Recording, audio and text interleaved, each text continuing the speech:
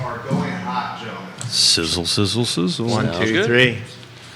We got. You could 3, count. 2, 1. You could What do you count. got there, Keith? All Can't right. go I any got higher than that. stuff. There you go. Mics are hot. That's the stuff.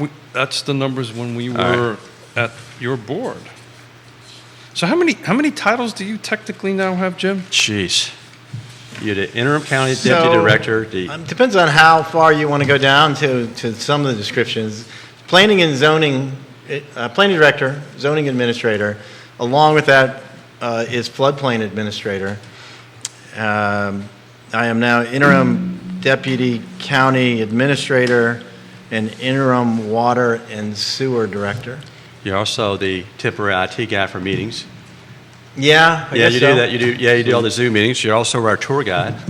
Tour guide. Oh, too. Yeah, true. Yeah, I forgot True. that. So if you do a tour- today's Greene County. The voices you are hearing is Dale Herring and Jim Frydl, and we are waiting for the man to come across from working his fingers feverishly in Judah's spot to over into his spot here. But so how many titles? I've lost count. I was actually thinking. I don't even count them. I just run around each day. I think Is like any one of them that says chief cook, bottle washer, or anything like that? I think that's probably pretty accurate. Maybe we should just say what you don't do. That'd be fair. I don't know if we should do that on the air or not. I mean, I've been associated with it for 15 years, so I guess that's why they're like, well, who knows something about this? Yeah, well, that's what is it? What was that cereal commercial? Mikey will like it. What was I'd like to try it. Jim will do it. Yeah. Yeah. Keeps me young, keeps me having fun. How's I like the challenges. how's the cycling thing going? Bicycling going? So not doing as much cycling right now because of the zoning official or zoning officer in our department wanted to try the 10-miler. So I've been up in my running mileage to do the 10-miler, so I'm going to run in that. We've got Yona's running that. Speaking of Okay. which, today is my beautiful wife's 61st birthday. And Awesome. Happy birthday. as soon as we finish the show here, we're running up to DC. Going to do a little jazz at the Blue Note, and then we're going to go out for opera on. Wow. awesome. On You guys Sunday. look good. I think we're ready to rock and roll. There you go. Judah's voice changed. Quiet on set. Quiet on set. I got the look, by the way.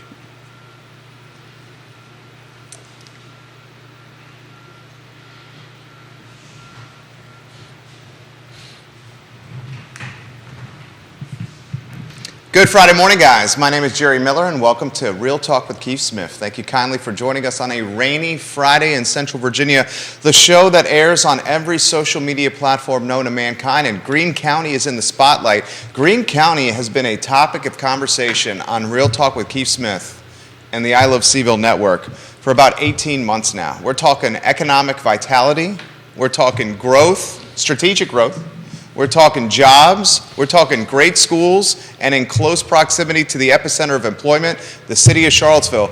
Greene County, we are very bullish on. Keith Smith, you're a huge fan of Greene And County. apparently a great use of human resources by having one guy do 7 jobs. I think it was 7. I lost count. I know what the feeling is like today as I'm directing the show with Judah Wickower, enjoying a little family time in California, our traditional director. But Keith, who do you have on the show today? So I've got 2 Greene County rock stars. To my right is Dale Herring. You're the chair now, right? Yes, sir. The chair, and to his right is Jim Frydl. I don't know which title you want me to use. Planning director?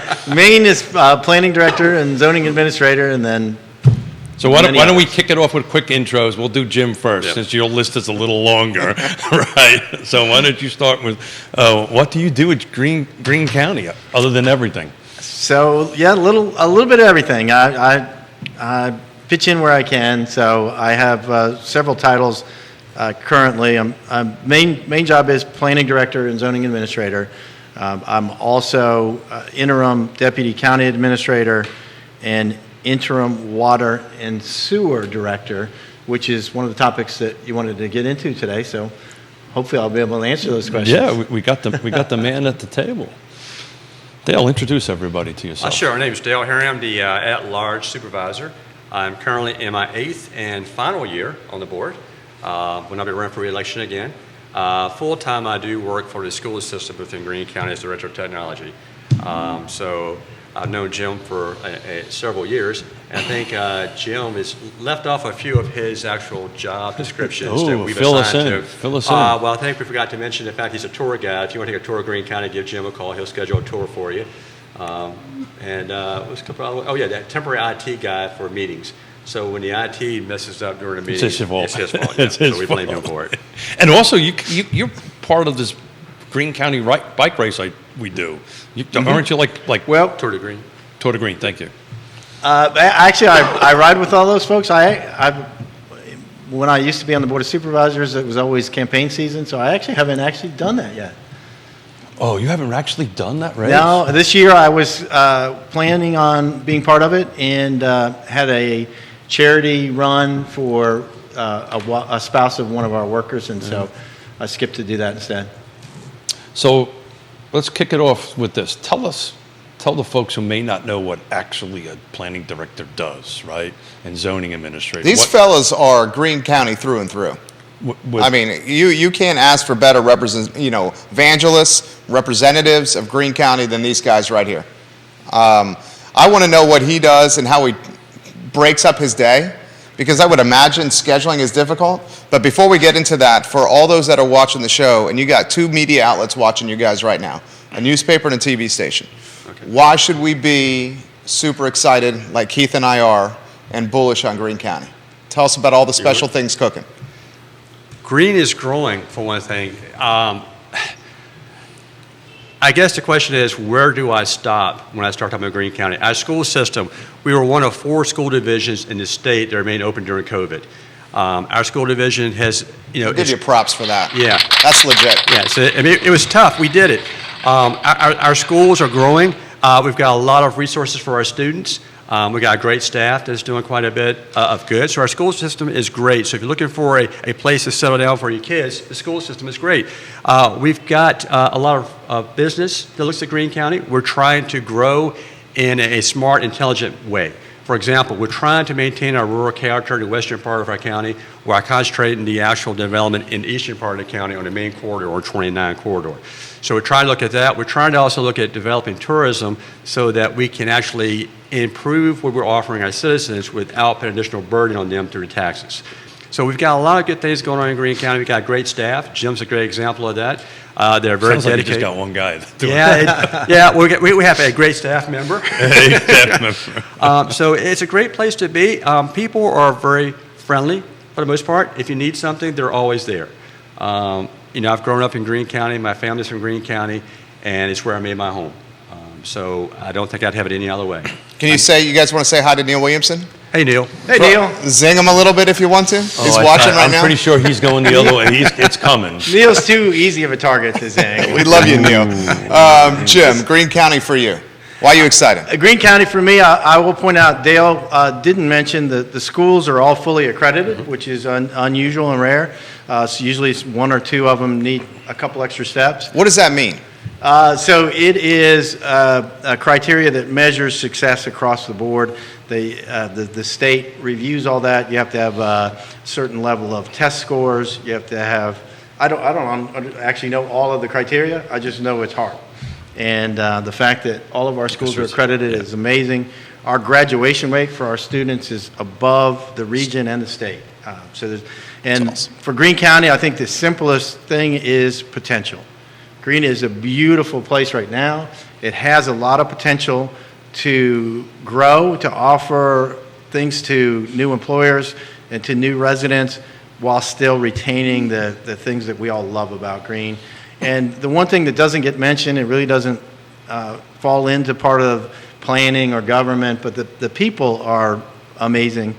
There's a quiet confidence and support among the people in Greene County. You've met the folks, and if you're out and you need something, it doesn't matter who you are. There's no strangers in Greene County. People will give you the shirt off your back if you're in need. And a lot of people just don't realize that because nobody's out there bragging about it. They just do it because it's the right thing to do. You just did it. How many residents are in Greene County? Just 20,000? The latest is 21,500. Yeah, How has the population increased, say, over the last 5 or 10 years?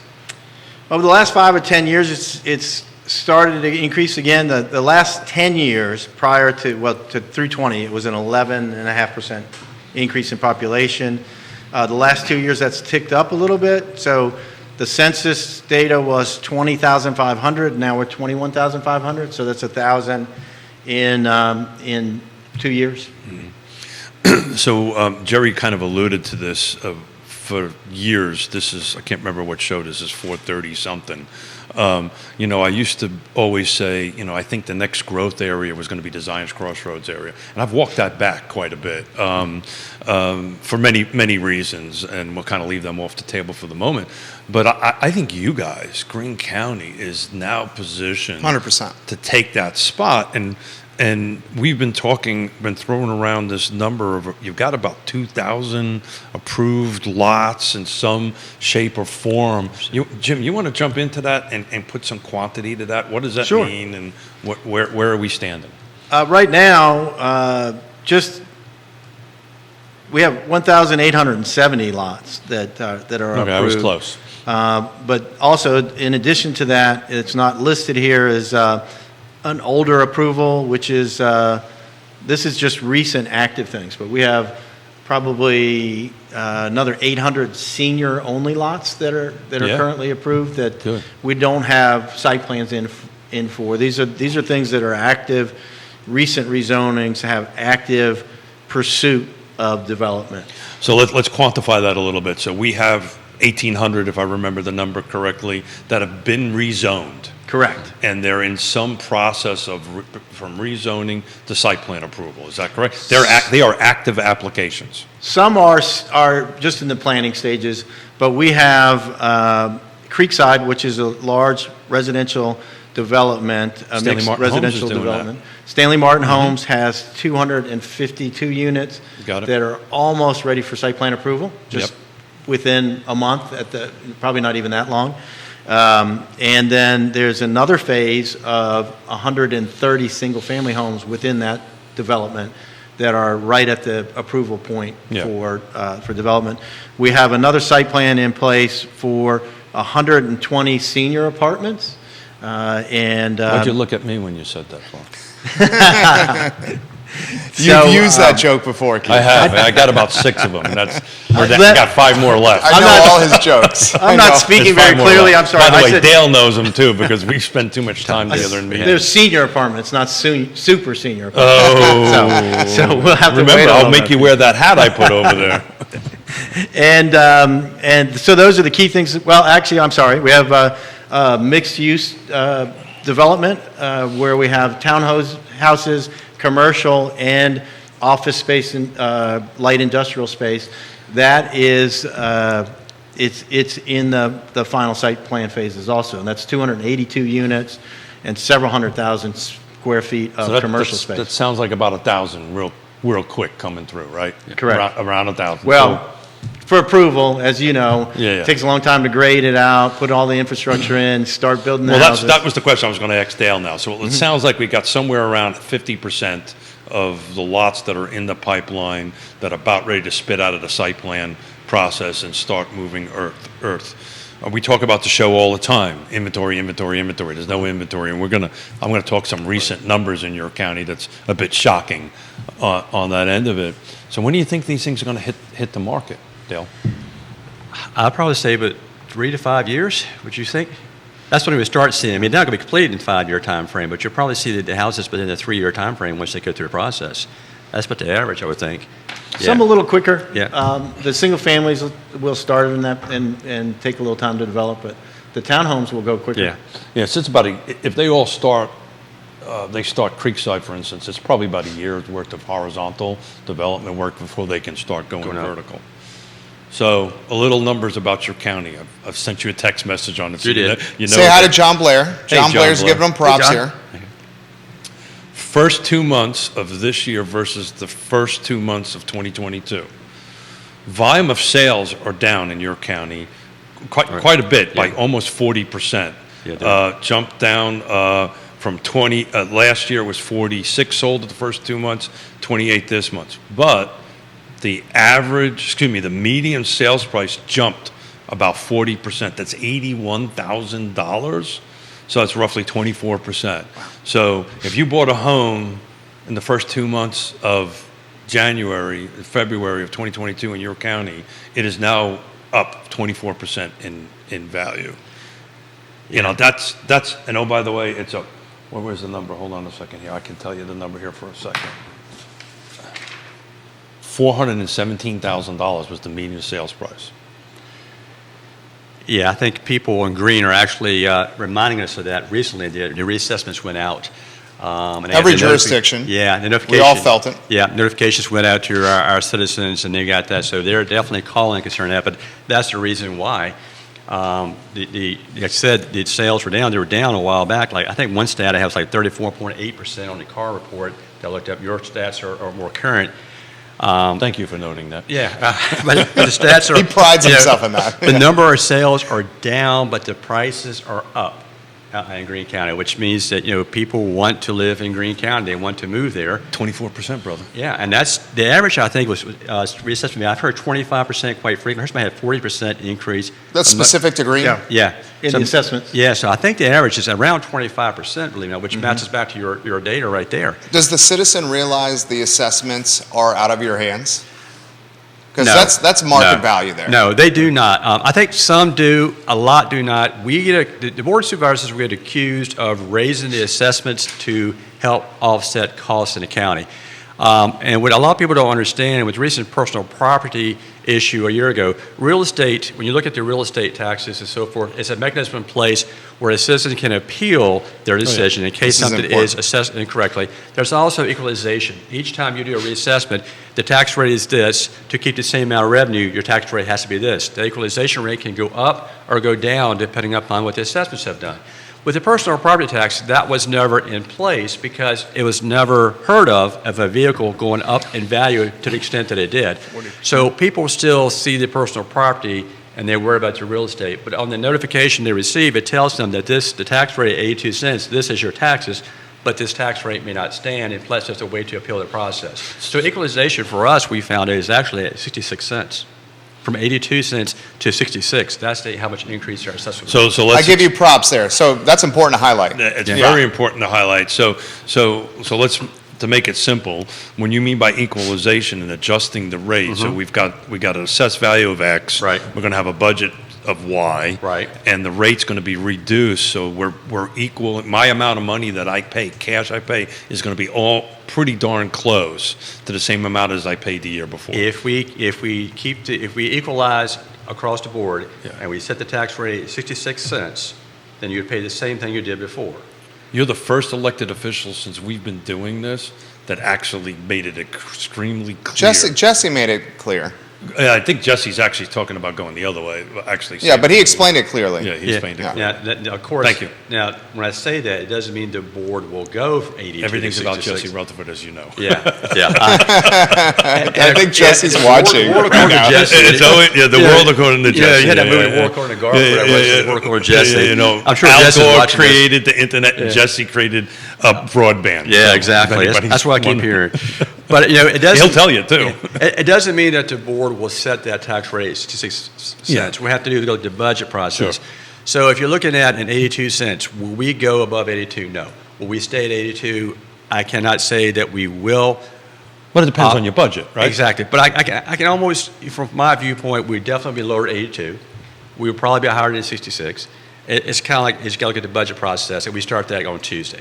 So Ned Galloway sat in one of these seats and said the same thing of Albemarle County Board of Supervisors, that if you really want to know what your county's thinking and where their minds are at and what they're going to try to achieve, this budget season you're in right now is the telltale of it. Watch where the money goes. Right.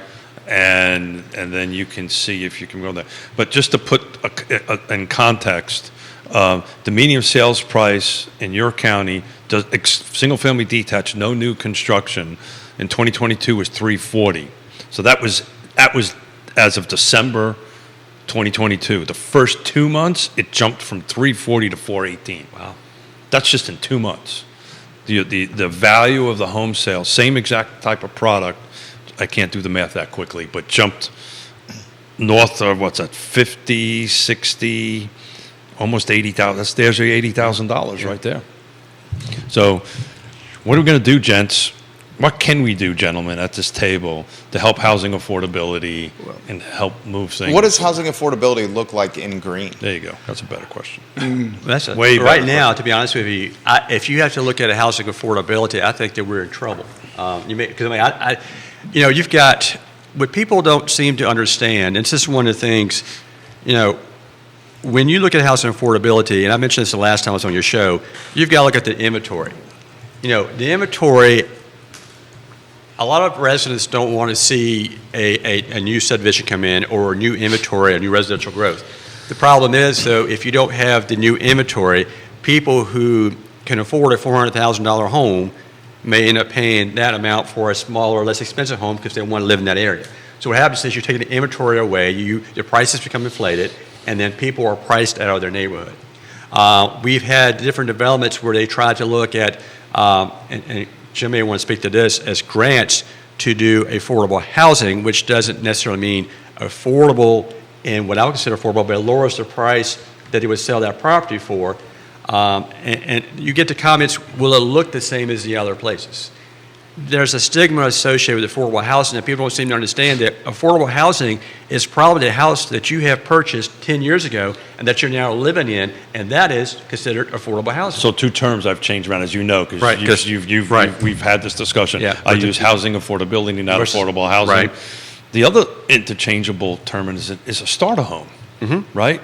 Yeah. How a home for somebody to start their family, to start their moving up of the housing ladder and the income growth, generational wealth ladder. That out of the 2,000 or 1,800 coming in here, that may be some help there, but at 418, that's not affordable, right?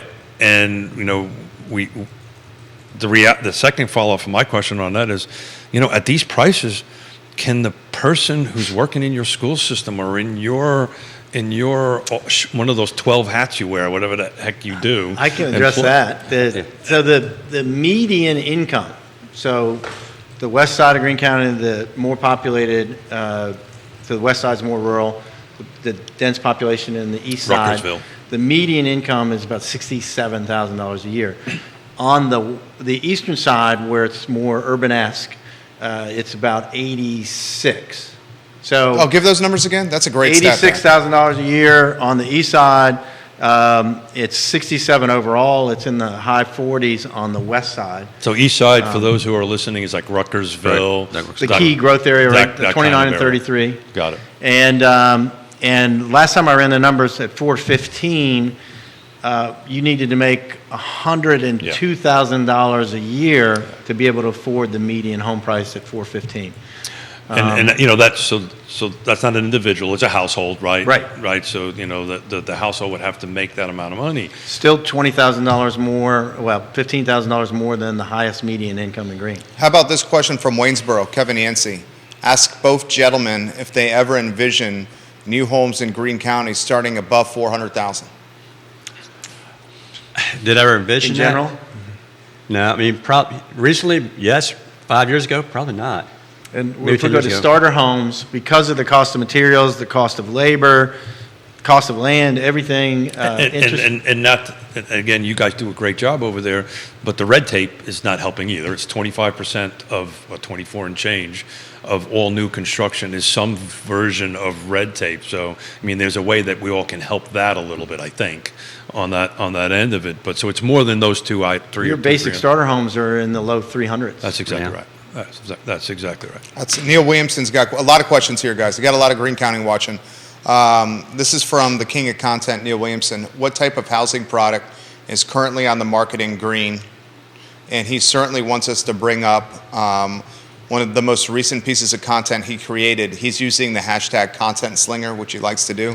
The Charlie Armstrong project with Southern. So why don't we start first with and you guys can go anywhere you want. I would never push you past the point of, too much respect for you guys here. So how about the housing type question from Neil first, and then we got 8 or 9 other ones. housing product currently on the market in Greene, Keith? So I'm looking at that right now. So I'm gonna let somebody jump in. I'm actually doing the stat. One of the interesting things that I'm looking at quickly, the proposed attached and detached. So these are new construction homes that haven't been built yet that are hitting the market. You guys kind of win the prize there. It looks like you've got the most of around the jurisdiction. How about this question? I'll pivot Neil's question. What type of housing product is missing from Greene? There you go. Missing middle. Yeah. Because you guys got a lot of single-family detached in Greene. What is missing? Well, Real quick, I just want to comment that I've always thought of Neil as a slinger, but you called it content. Content slinger. That's not what I thought. Somewhere Neil is laughing. Well done. Again, if you look at the latest car reports, we're looking at here, and you got, like, so your day is more to date. The latest car report, Greene County, for example, in townhomes and condos, we had 0 on the market. Right. Yeah, so you have 0. So I can tell you right now, I'm looking at proposed attached right now in Greene County. You literally only have 1, and that is an Octavia Highlands is a subdivision. There's only 1. That's in the market that you could potentially buy right now. And that's probably actually inaccurate because that's a single-family subdivision all the way. It's a rural division. So you mean somebody put to your point, to both your points, Greene. You know what, my friend? When you open up the picture, guess Greene what it is? has a lot of R1. It's a single-family house. Yeah, a lot of single-family detached. What it's missing is condos, apartments, townhomes, starter homes. Exactly. Because how are the folks that are going to work service or frontline jobs be able to afford in Greene if that housing stock doesn't exist? Now, starter homes, Greene has a lot of single-family starter homes. As we discussed, though, starter homes, what they used to be and what they are now, I don't know that you can afford a starter home when you're starting. Because it's $315,000, $320,000 for a starter home. Yeah, so there is, I can look at it here real quick, the most inexpensive home in Greene County is at $250,000. This is not new construction. It's over on Spotswood Trail. And I bet you the DOM is long in the tooth. The days on the market. 11. Which that's not bad. Which is really not that bad. No, that's not bad at all. But you've got some at 147 that are like sub 300. When you start getting down into the 400s, the DOMs are much shorter on that end of it. But I can tell you as a chairman of a land trust, in order to hit the 80% AMI, now the AMI number is a little different than your number. It's 110, right? Because that's a HUD number on that end of it. Single individual to hit 80% AMI is around $57,000 is the number in income. And they really only can afford something about $225 in today's market, right? Interest rates could affect that, right? Up or down a little bit. So you've got 0 on the market right now that fits that bill at all. I mean, $225 is probably an attached product in most jurisdictions. And we have very few of those. Of the site plans that are in the process of approval, we have 128 townhomes in the Stanley Martin phase of Creekside.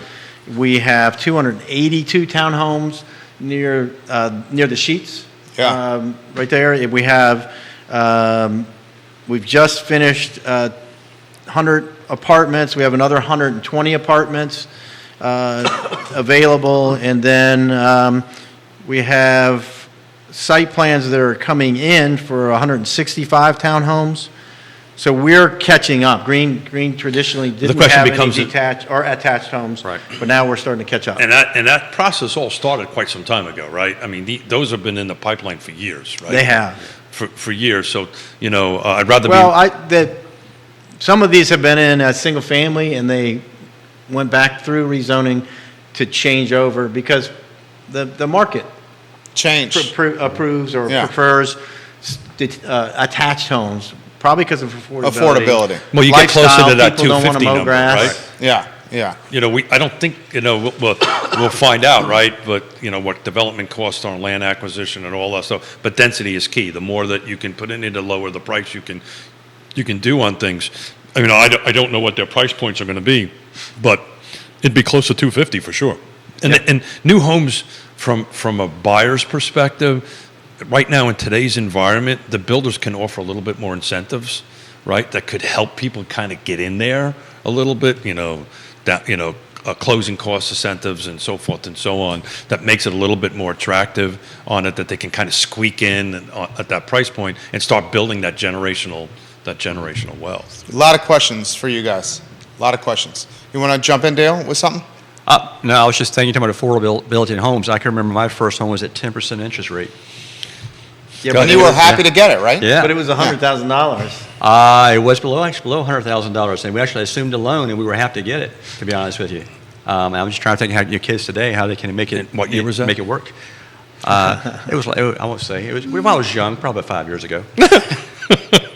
You want me to do it, Jerry, or should you do You it? go ahead and do You it. go ahead and do it. My first home that we bought in 1987 was 18%. Wow, I think that. And it was 150 grand, by the way. And you were happy to get it. I was happy to get Yeah. it, happy to get in there, happy to build that ladder up. We refinanced it, like I've lost count how many times in 13 years, and finally got it down to like 6%. The only reason people are so disenchanted with rates today is because they're getting brainwashed by a 24/7 news cycle. I mean, in the grand scheme of things, rates in the 6s, even in the low 7s, are fantastically low historically. I've quoted this. If you pull up the Fannie Mae, Freddie Mac, any one of those things since 1972, the average is 7.1%. Yeah. So we're right in the wheelhouse here. Well, we talked about that when it started happening. I'm on record of saying that when interest rates were below 3%, folks, don't get used to this. This is not normal. You did right? say that. You did say that. How about this question from the feed? And this is a really good one. And this is something we've been saying on the I Love CVille show for a couple years now. That Greene County, and this was meant as a compliment, although some in Greene may not take this as a compliment, that Greene County has so much positive going for it with schools and with some development, housing, with infrastructure, that it's on the cusp of becoming the next Crozet.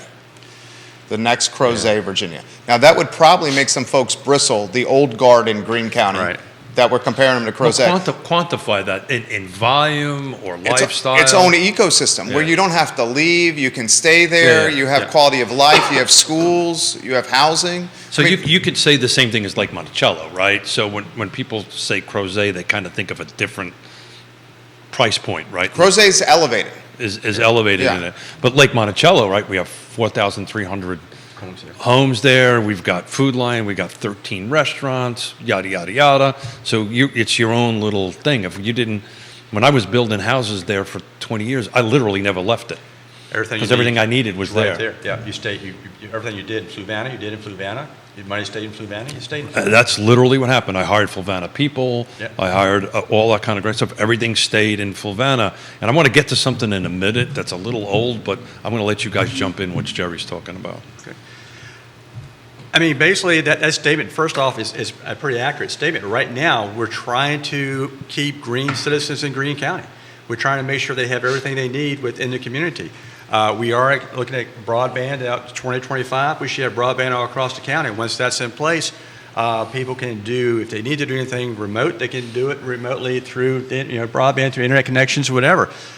We want to have health care in Greene County. We want to have schools in Greene County where they can go. We like to see communities where the kids could actually, at some point, actually either walk or bike to school. Kind of like you see, you think of years ago, and that's one of the projects that I was hoping for in the Ruckersville area, but I'm not sure it was voted down. I think it was voted down 3-2. That was a Wood Park project. You were on the positive side, right? Yes, I was on the positive side. To me, Greene has got the potential to be what everybody wants it to be, as long as we can get out of our way and make sure we work toward that goal. Look at that, he's squirming in his seat. Well, it's a good. Just go tell him to be quiet. It's a good way to answer the question you asked me. What does a planning director do? Yeah. We interface and work with the public. What does the public want Greene County to be? And the public wants the Ruckersville area, from the Albemarle County line up to Walmart on 29 and 33, to be something Urban that it density. isn't currently. Yeah. They want that to be a place, a sense of community, so that we start having interconnectivity, both visually, place type wise, walkability, drivability, so you don't have to get out on 29, take your life in your hands to go 16 feet down the road to the next place. You'll be able to drive without being on the big road, walk, have lunch, have work, have a place to live. That's what the community wants. It's in the community plan for that growth area. That protects the rural area. That keeps the beauty in the rural area. I read an article this morning. I love that. On Zillow. And they did an analysis last year that homes that had high walkability score sold for 34% more than ones that did not. So, so walkability has value. It does that. And it was interesting because some folks may say, well, if you do increase density, people won't walk. But according to Zillow anyway, and what they were doing, a lot of people just walked. They walked. Yeah. I walk from my office to Studio X. I may walk to a bar called Tavola on a regular basis, or may not. I may not. My mother didn't like me when I said that the other day. She goes, people now know where you walk. I said, well, whatever. Yeah. We're going to do that. So, look, I'm going to use the word NIMBY because I can't think of another word than that, right? There's an article, there's a white paper written here that's old. It's 2011, but the data is right. It talks about the effects of housing on the local economy. So we've got roughly 2,000 homes ready to come on there. What is that effect going to be on the local economy of Greene? How is that going to benefit Greene County? You want me to start or you want to start? You can start. More residents means you have the opportunity for more retail. More retail means, first off, the way I look at it, whenever you bring a home, it's never a positive as far as your tax rate goes, because that home is going to bring either some type of drain, if you will, in the school system, a drain on the infrastructure. But what you have to look at, you have to have the rooftops to bring the retail. Everybody wants to retail without the rooftops. It doesn't happen that way. Walmart, Lowe's, Starbucks, they would never have been in Greene County with the rooftops. So you bring the rooftops in, and then our retail will grow. And it begins to help develop our economy, so our economy grows beyond the point where you see that negative impact. So with those additional people moving into Greene County, it's already been pre-approved.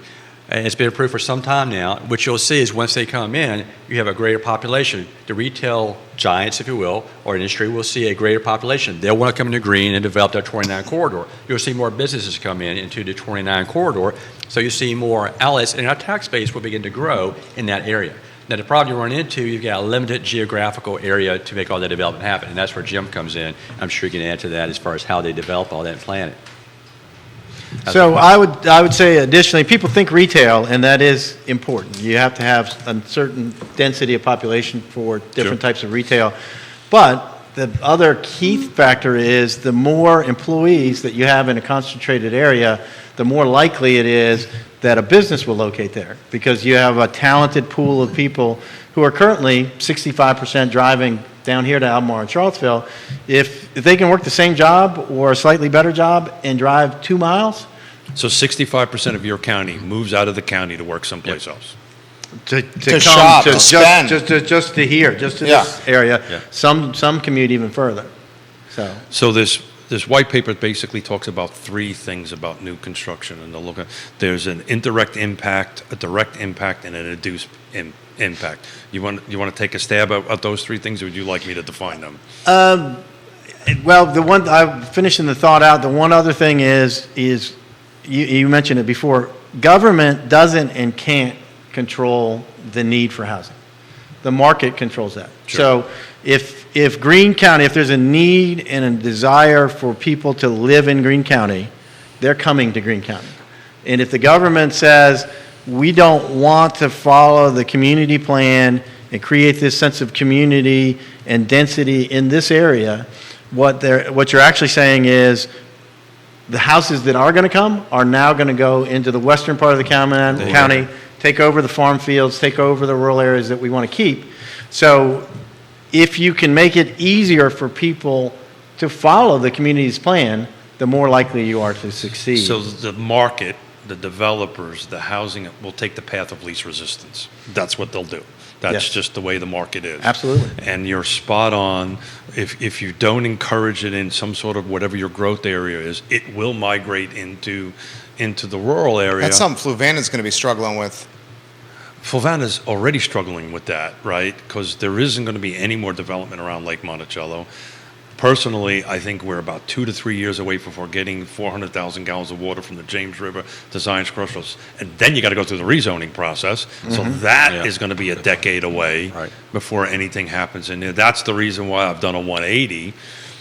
Big surprise. And if you track the communities, most communities aren't very successful at steering the majority of their growth to the growth area. If you look, it's usually 50-50 at best. Sometimes you get 55 or more that are going outside of the growth area. So the development outside of the growth area is by right development on a lot. You got a lot, you build a house. So you're a planning director, define by right. What does that mean? It just means that if you own a piece of land and you're allowed to have a single family home on there, you can build it. The larger developments and the things in the growth area typically require more infrastructure, roads, different impacts on schools, traffic, water and sewer, and that comes at a cost. So if you're making it harder to get the approval, if you're adding more regulatory layers in the review process, it just adds the cost, and it makes it, as you said, it's no longer the path of least resistance.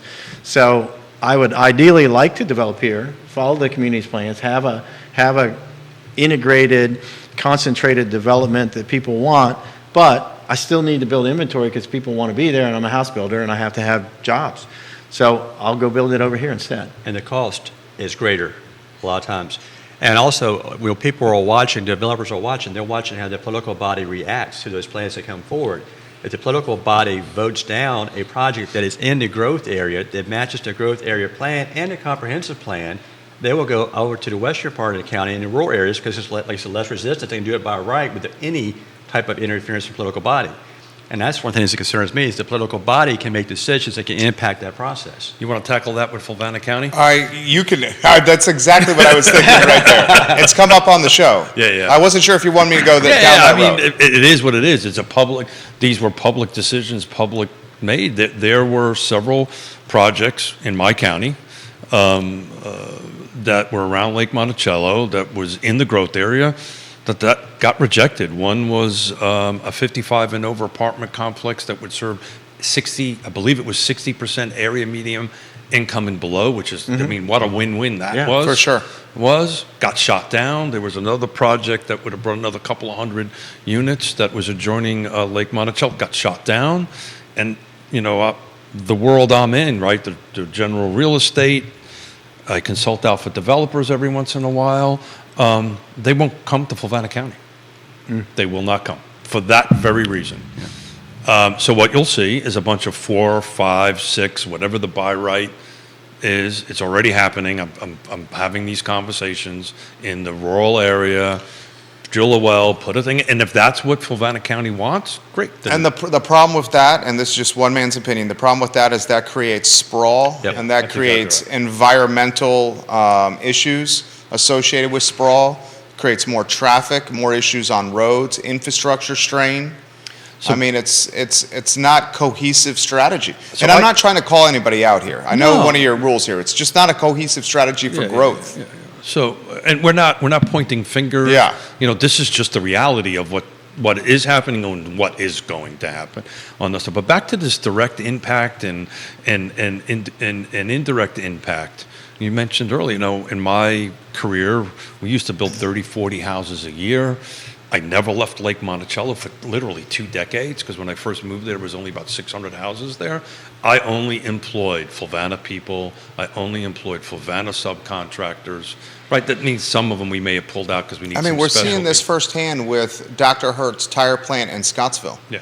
With the apartment conversion there, of taking a factory that is ridden with asbestos and making it apartments. A lot of folks in Scottsville are begging for this because it's going to help jumpstart the budget, the economy, get new jobs in the community. They didn't have the political capital to make that happen. They lost it by one vote, right? Lost the vote, and a councilor quit right after that vote was registered. So the direct impact, and you guys are in this every day. So what's the direct impact for Scottsville? Since they've just now lost, I think, a couple of $100,000, their budget is rather small dollar-wise. Certainly than small you got. compared to Greene. The Greenes. Well, let's look at the future, and not to be critical, but it would be amazing and wonderful if a high-quality, big job manufacturing facility took that over, but what are the odds of that in this economy? About zero. Yeah, not great. Not zero. And it's very interesting because the developers that are going to take it over, it's going to fix some environmental problems too there. Yeah, they were going to do sidewalks. Yeah.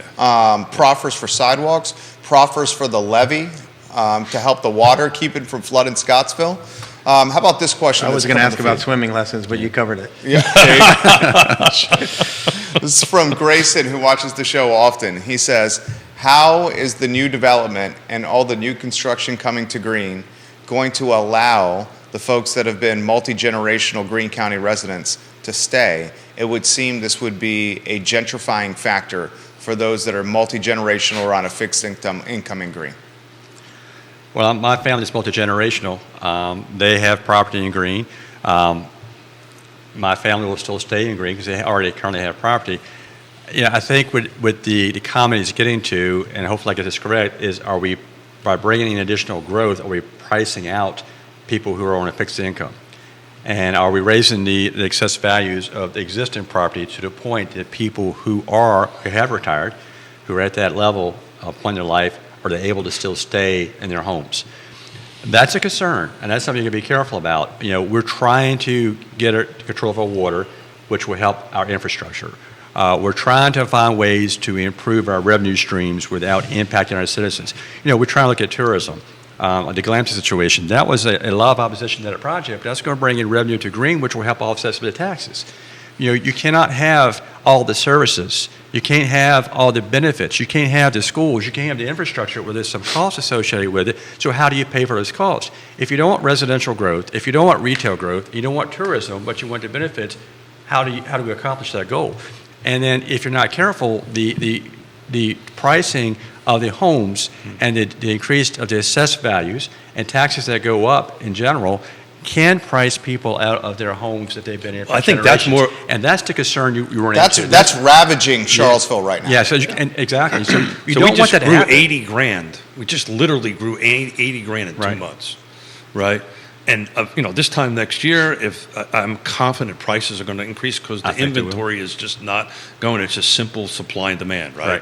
So what's going to happen to the person in the rural area, right? Yep. They're all of a sudden now can't afford it, Right. And now they can't afford it, and in comes big bad developer and says, you know what, I'll buy your land from you and just do a bunch of by right subdivisions, and ultimately it'll price out the families that you're trying to protect. That's the secret sauce of the rural area versus the growth area. Is that right, Jim? There's a regional county, I won't name it, but they, with the citizens' blessings and will, restricted the subdivision of land. So you have to have a very large quantity of land in a county that has limited land, beautiful county, to be able to build a house. And what it's done over the last 20 years is created a situation where you have a lot of people with wealth coming from Northern Virginia, and they are able to afford the land, and everyone else is moving out. So you have wealthy folks, and then you have the people that serve them on their farms and mini estates, and the rest of the middle class and that population is having to move out. The people that have owned land for a long time can't afford to have their kids build because you have to have so much money to be able to afford the property. That's happening in Crozet. That sounds like that's Crozet. That sounds like a county that's a fruit, but I might be wrong. No, this one is a little west of there and a little north. Got it. Crozet took A little farm. a little Washington. Yeah, got it. Understood. Yeah. Understand. Crozet took a farm and chopped it into townhomes and side-by-sides and apartments and single-family detached that are on .08 new construction selling for over $1 million. So the difference between Crozet decades ago, because that's how long ago it was, and if Crozet would come up now, is 20% of that would now have to be affordable, right? So that's the difference, right? So if Ned's super frustrated, and many folks are, that we don't have the developer incentives done in Albemarle County, but the plan says if you're going to do another if you were ever to do another Crozet or Old Trail, 20% of it has to be affordable. So, that's a positive step forward, in my opinion. I agree, yeah. From housing. Oh, you shake your head. Well, No? I think, that can be successful. In some places, that makes it more challenging and limits your inventory. So even though you have a few more houses that are affordable, you don't have the total number of houses that would have helped with general affordability. Yeah, but the incentives have to be the bonus density, Right. right? That's what we're So talking you got to about. get it right. You got to get the math right? You gotta Neil get- says, for what it's worth, Crozet is in Albemarle's development area. It is. So wanted us to highlight this. Jason, who's on Rio Road, says, are there plans for anything on the scale of, say, North Point to come to Greene County? No, absolutely not. Well, only because that'd be almost the entire space available in Greene County. There are plans similar, but much smaller scale, just because we don't But Jim, have you're large getting parcels. them. You're just getting them in multiple projects, right? You're Yeah. getting the density, right? Or Correct. compared to, instead of one project, it's several projects, roughly 2,000 or 1,800 or whatever the number is. Yeah, Northridge is probably almost the same number of acreage in our total growth area. Yeah, but the number of units is about the same, right? 14, 16, if Yeah. I remember correctly. More questions coming in. What is the Vanessa Parkhill, hello. Nick Poncelan, hello. Ann Clark Ramey, hello. Johnny Ornalis, hello. Hey, Owns Johnny. Guadalajara and El Mariachi. What jobs are missing? What do you guys want to see from the job front in Greene County? Good question. Personally, I like to see more high-tech jobs in Greene County. I mean, that's just me personally. We've got a couple of facilities in Greene that will, employ some individuals, but we don't have the high-tech job market in Greene. We have retail markets in Greene. We have the fast food restaurants. And some of those restaurants are having trouble finding staffing right now. It's like all across the country probably after COVID. We have the retail market. We have the school system for educators. We have local government, but we don't have the high-tech industry. We have very little of that. With broadband coming to Greene, I'm hopeful that we can attract some high-tech industry. I see where we can have a business in Stanley, and I mentioned several times, where you have a high-tech business that maybe employ 5 to 10 people that has very little impact, and they just come to Stanley in a small home that's been renovated, and very few people know that it's there, but they have a worldwide market, because they can develop either a software or a program or some type of piece of technology.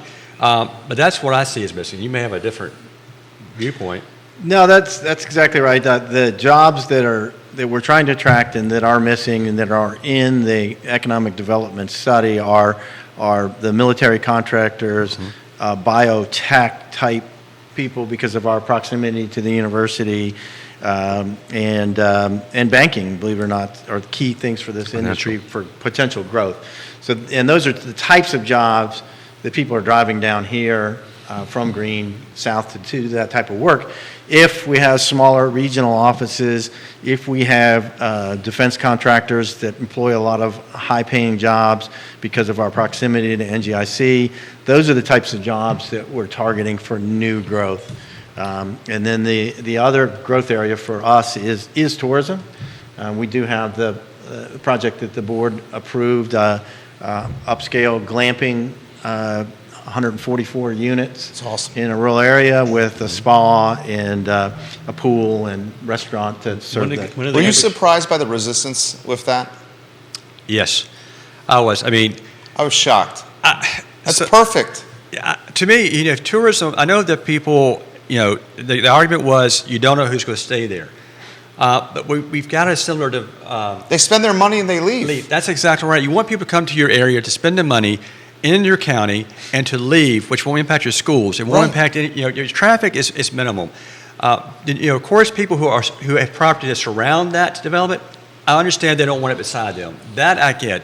But the rest of the community, we had people from all across the county in opposition to that project. In fact, the first meeting at the PAC at the high school, I think I was the only one that voted for it. We had several, probably close to 100 different people, 60 to 80 that spoke on the project, and a majority of those people were in opposition to the project. And I'm not sure why. The developer of this project was going to buy all of the food, or at least most of the food, from the local farmers. And if you don't give the farmers a place to sell their products, the farmers will no longer be farmers. And that will develop into farmers selling their property to developers who will take their rural areas, and all of a sudden you have homes there. So they had a market for their products. They were going to employ local citizens, which means that the citizens could stay in Greene County. But they were simply, the people who are coming here is going to attract the wrong type of individuals. We don't want that people in our community. And we had the same opposition with Airbnbs. Mm-hmm. Yeah. We had the Airbnbs in R1.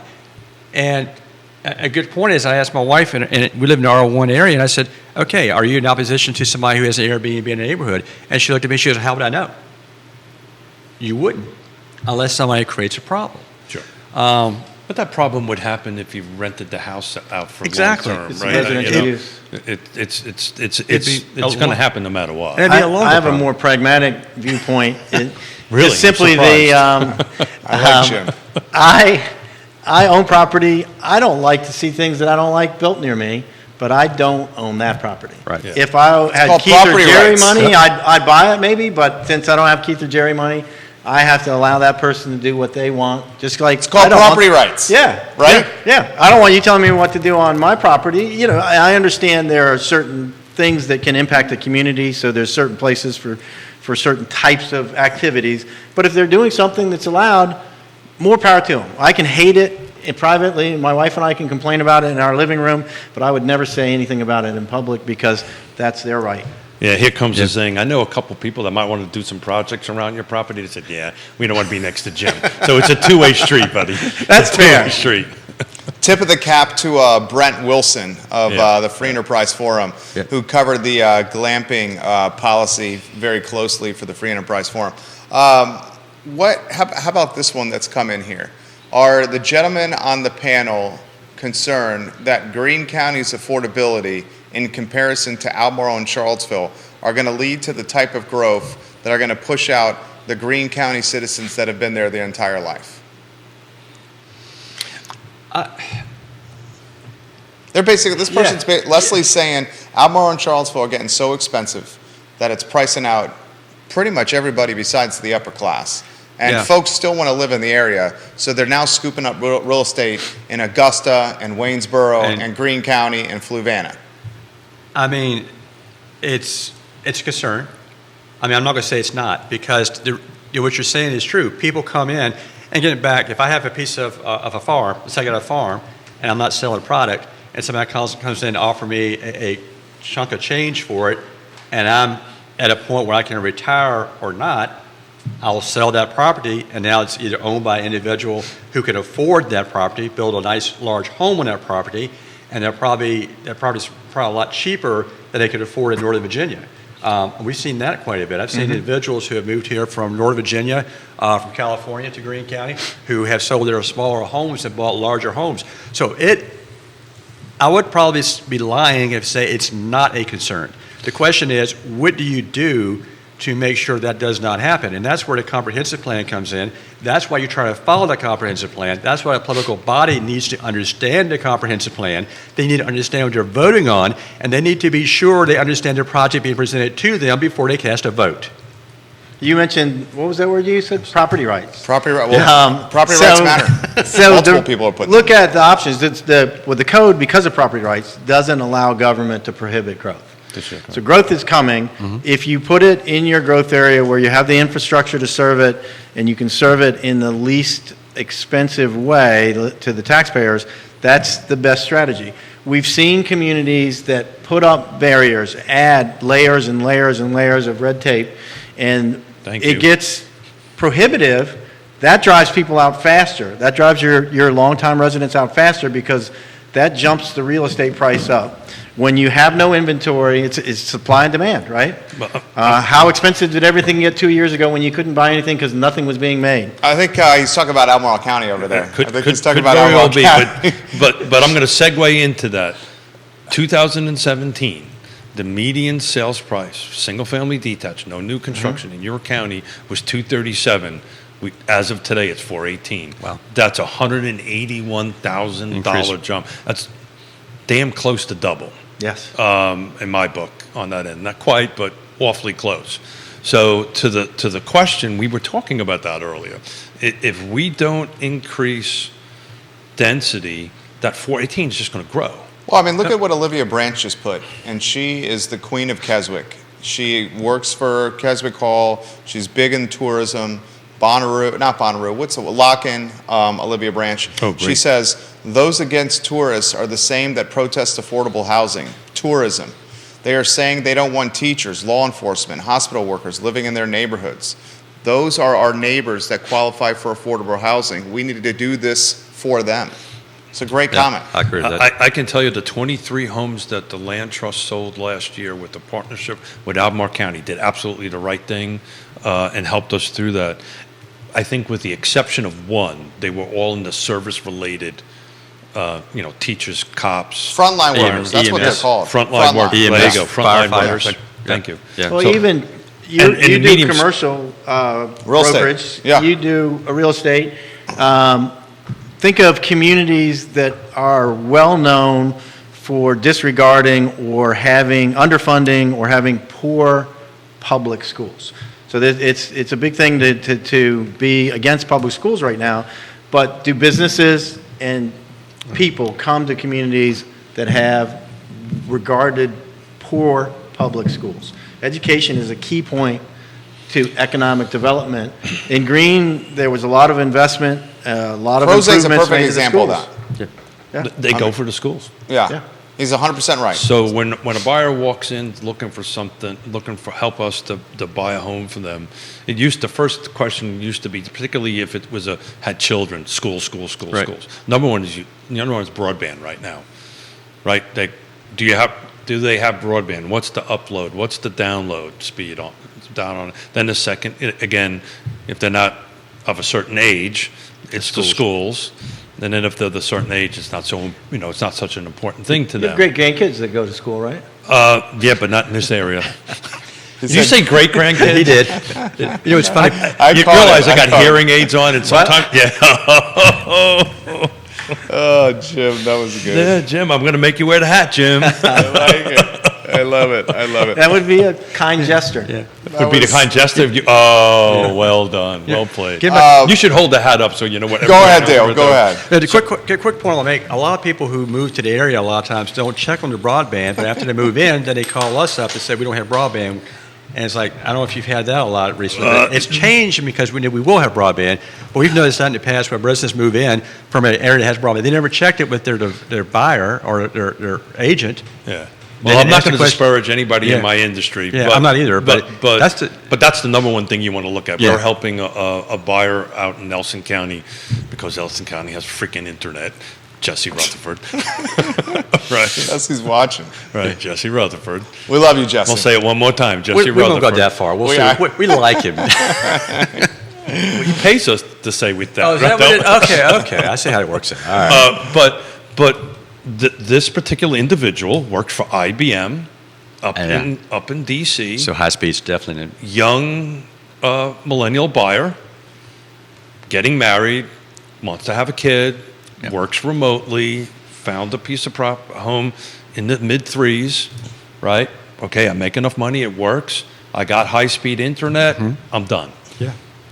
But we were getting down to the granular of upload and download, and so what we do during the home inspection, we ask if we can connect into it, and we do some zooming while we're doing it, just to make sure That it works for you. that it works. That's smart. I'm curious, there's a fear that access to broadband will overwhelm the rural areas.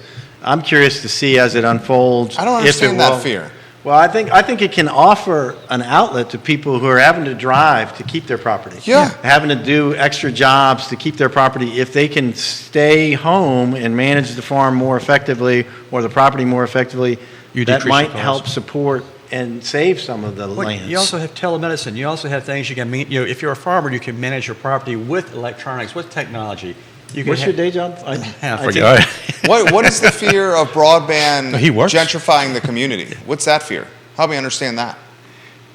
So there's a fear that's been expressed to me before, and other people I've seen it in articles, that because people can work anywhere, they'll live anywhere. So instead of living in the growth area, they'll just pave over the rural area and live there because now they can. But that's what's going to happen if you can't provide that buyer in the growth area what they want. They will go out that way.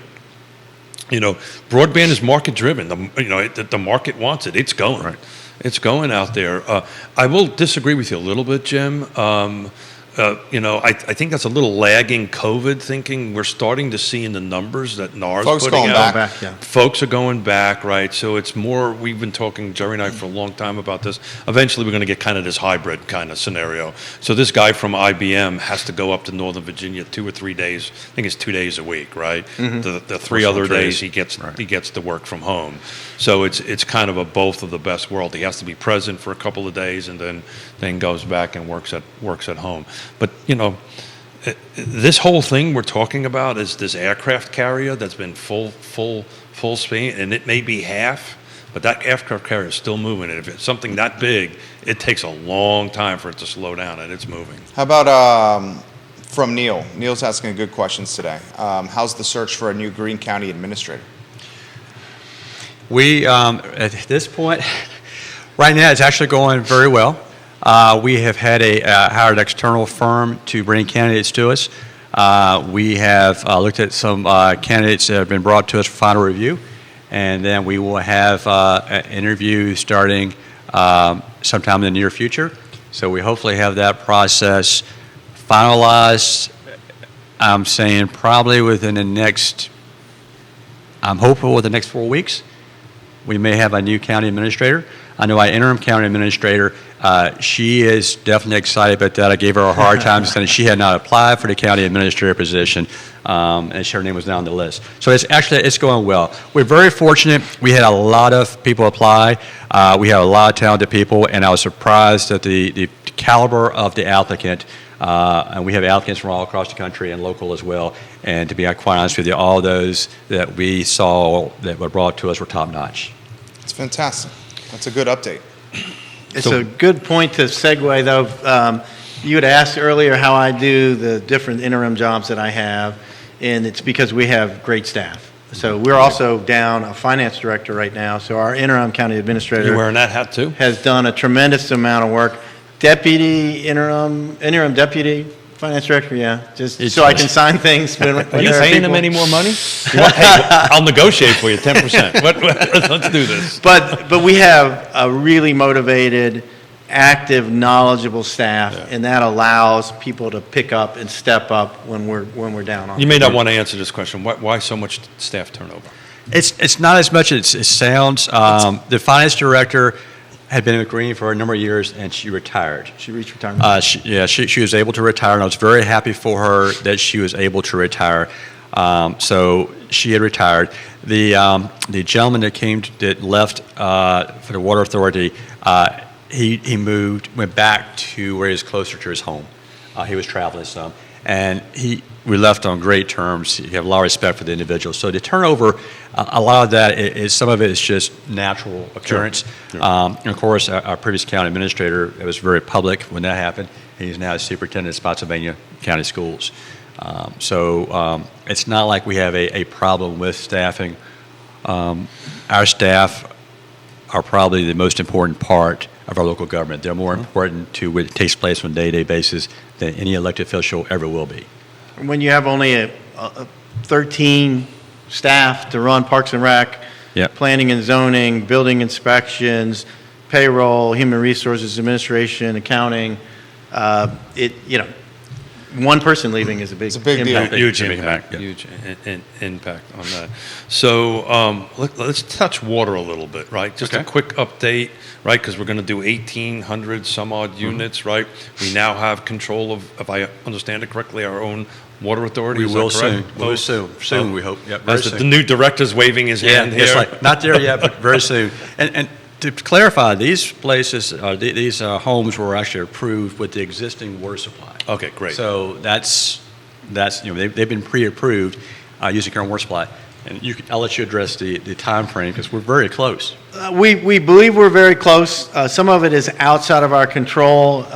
The attorneys always get involved in these things. Sure. The attorneys for both sides have been working diligently to identify and get all the deeds and all the paperwork together to transfer the assets. So it appears that everyone will be ready by the 16th of this month to approve the asset transfer documents, all of those, the deeds and everything. From there, depending on that date, we can set a closing date within 14 days of when everybody's comfortable. Sure. So if the 16th is the date that we're anticipating, if everybody agrees that we can go ahead and set a date, we're being and working to be prepared for the changeover April 1. So this is a real estate transaction too, right? Correct. So you're transferring assets on that. But on the operational side, you guys have been kind of Been running for a while. running for a while, So right? we're operating the water plant and the wastewater plant. The current staff at RSA had allowed us in early, provided training, and so our operators are running both those plants. And they have for some time now, right? For the last, at different levels, now they're pretty much completely running the plants. RSA is still doing the sampling, and that Okay. part of it will take that over. But yeah, for a month and a half or so. Yeah. And I'll ask a developer question. So how much capacity do we have? How much capacity do we have built in the water and the sewer to grow above this 2,000 or 1,800? So right now, we have 1.15 million gallons per day capacity. We're using somewhere between 600 and 700,000, so we're 60-70% capacity. That's 7 years at the growth rates that we have. Got it. We don't want to push it that tight, but the construction can begin once we take over. The construction will be 3 to 5 years, and it will be 3.5 times the capacity that we So have. you're that's going to when be empowerment. jumping up to almost 4 million. 3.5, 3.5 million. Yep. That's almost 4 million. with expandability also. Yeah. What about on the sewer side? Sewer side, we are less than 60% on the sewer side. So we have plenty of capacity on the sewer side. So that's And that plant already has space for expansion. For those who are listening, that's super important information. So you've got the growth capacity in the systems to grow above that particular number. And this is the reason why I've now switched my thinking that Greene is really positioned well. If it happens or not from a rezoning perspective or political perspective is one thing, but from a capacity perspective, it's there. What about the schools? We've got enough capacity to handle that kind of growth? The schools, right now, the actual enrollment in the schools has dropped, believe it or not. So that's surprising. So What do you attribute that to? I think you have probably more homeschooling after COVID. And I think during COVID, a lot of people have done some homeschooling. So I think that's probably a potential there. And also, the school population will vary from year to year. You may have a kindergarten class that has a huge number, and then it'll kind of drop off. So I think part of that is related to homeschooling. I expect those numbers will definitely come back up. It hasn't been, but we're seeing drops in certain grade levels, which is a trend over a period of time that the enrollment is currently dropping. So the schools the school project we recently did was designed to minimize the cost going forward as the enrollment increased. So we are well aware of the fact that in the Ruckersville area, we're going to need another school. And so that is one of the things It's in your that CIP though, right? yeah, so we're looking at that. We're trying to, we're trying to plan for that growth. Ruckersville area is growing. We know that's where the next school will need to be. So we're trying to make sure we look, and I know that, Mr. Frydl and staff has been closely monitoring that to try to see what opportunities are out there. I know the superintendent has been closely looking at that as well.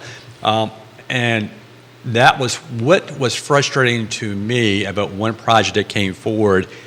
It had 17 acres, I think, that was being donated for a school. That's right. Yeah. And the school board came to the board of supervisors stating that this is a perfect location, and they said it's on the right side of 29. Literally, it was on the right side of 29, on the eastern side of 29, and they would have developed a community where kids could actually have walked to school. You had a property for the school, and that would have been perfect for future growth. Sounds perfect. Yeah, but Within 3 miles of 65% of the population. Sounds perfect. What screwed it up? I can't answer that. I voted for it. Another board member voted for it. there was this misconception by a lot of people that spoke. It was the changing of 600 senior, or zone for senior homes, to a normal subdivision, you will, with a mixed population. And some people felt like the development would not take place at all, leaving it as it is. And so I think some people had a misconception that it's 600 homes that will never be built. And they were saying, we want to keep that area like it is. We don't want to change.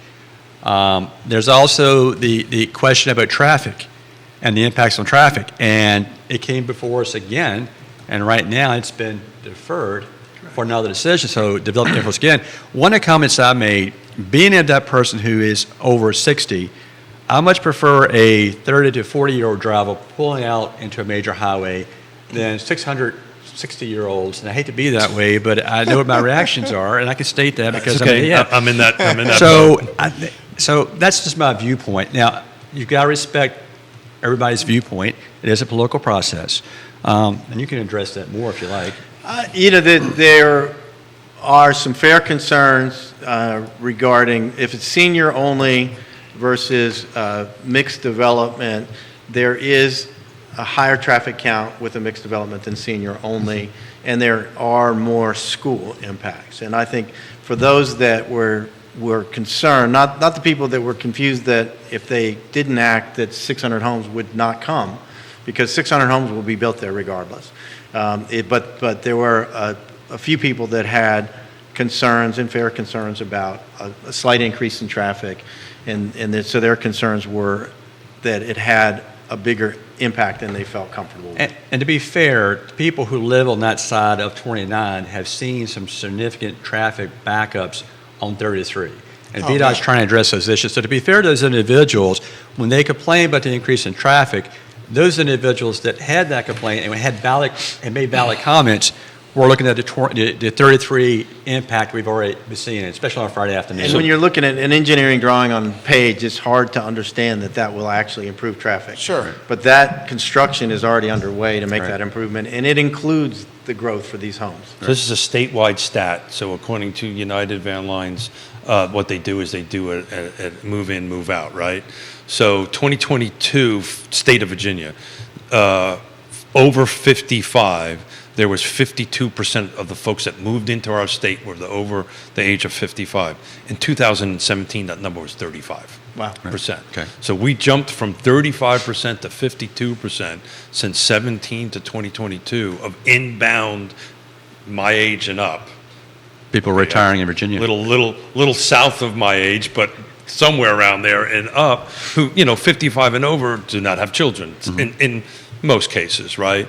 That's part of why your schools are decreasing. Most of the buyers coming into your areas are in my county and Nelson County are more like me, age-wise. I mean, that's literally what Kevin put in the feed. He goes, people retiring into Greene, selling their homes in Albemarle and Charlottesville and moving to Greene and retiring. So I'm going to try for future. Well, the affordability is a big factor there. Huge delta there. If I'm starting out with 2 kids, I can't afford the same house that someone who's in their 70s like Keith can afford.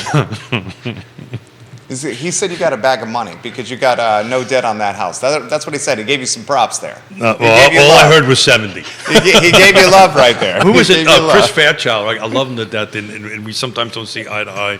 When I turned 60, he sent me a text and goes, "Damn, son, I thought you were 60 10 years ago." So. Dale, you'll appreciate this from Neil. Neil goes, "Wow, Frydl knows his sewage." Yes, he does. The Slinger's favorite comment is that some of us are born to sewage and others have it thrust upon us. Oh, Neil, you crack me up. You're making me laugh from your abode in Greene or either your office on Hillsdale Drive. Gentlemen, it's 11:35. I love when Greene is in the house. You guys are just, I'd belly up to any bar and hang out and talk shop with you guys any day of the week. Dale, why don't you take a moment and offer some perspective, and then Jim, you follow suit of why you're so pumped of everything that's happening positively in Greene County right now. Greene's a great community. I mean, like I said, you've mentioned several times it's growing. It's a great place to be. We've got so much potential. We're a small geographical county with a huge potential, And we're just beginning to see that potential take place. Our school division is doing great things. Broadband is coming to Greene County. We're going to own our own water infrastructure soon and make a charge of that. That's been going on since 1969, and there's been a push, not since that time frame, but over probably at least a decade or so, to try to get that back. So we're in control of our own destiny. So we have more control now than we did 10 years ago of what we want to see in Greene County. So what we need to do is to take that control, put it to proper use, and make sure we create the community we all want it to be. We want Greene County to be a place that you want to come and visit.